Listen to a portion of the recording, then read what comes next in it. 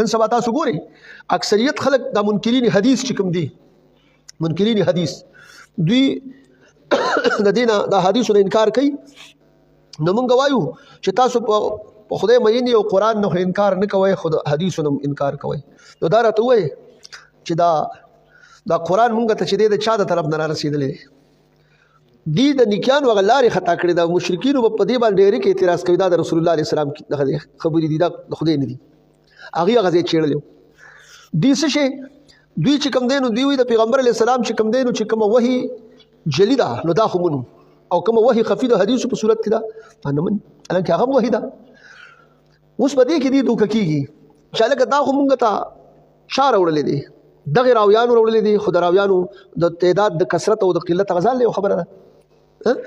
لکه په تواتر سره چې کوم دی نو دا راغلی دی قرآن او کله کله به چې کوم دی نو ګوره یو خبر به مشهور وي کله به یو خبر چې کوم دی نو هغه به مثال په طور غریب وي په دې خبره پوه شو که نه نو کله به محفوظ وي داسې ووایه چې کله کله به روایت چې کوم دی نو د دغې د دې حدیث دا رارسوونکي دا به کله کله یو کسي هر وخت کې خبرې دغه شي که نه خبرې واحد دی خو یاره مثال په طور غریب دی داسې عزیز خبرې عزیز چې دوه کسه په هر وخت کې پاتې شوي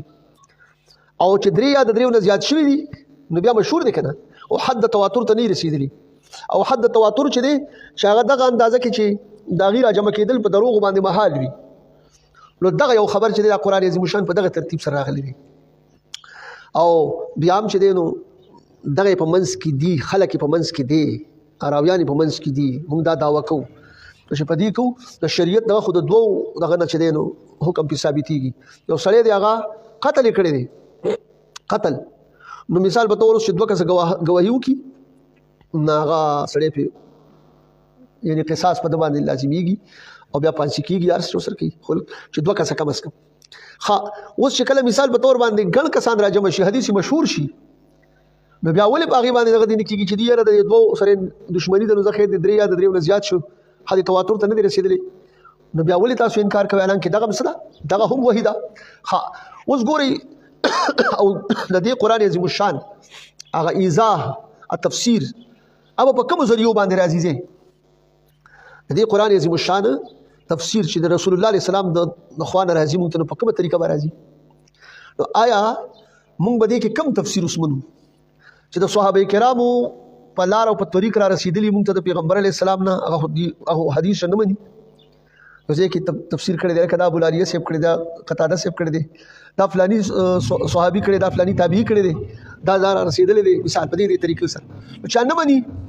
نو معنا دا شوله چې دوی د قرآن نه مني ولې ځکه چې دا قرآن چې دی دا مفسر دی کې آیتونه داسې دي چې مفسر وي که نه څه پکې مجمل وي که نه د هغې دپاره تفسیر خو پکار وي او تفصیل خو پکار وي که نه دا تفصیل چې زه نه منم نو زه به په قرآن څنګه عمل کوم بیا او د هغې دلیل چې دی دغه منکرین حدیث دي تاسو صحیح کوئ نو دوی به مونځ کوي که تراو دا نوم نه مني نو نه دی مني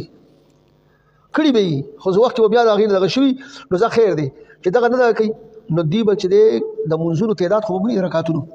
د رکعتونو تعداد خو مني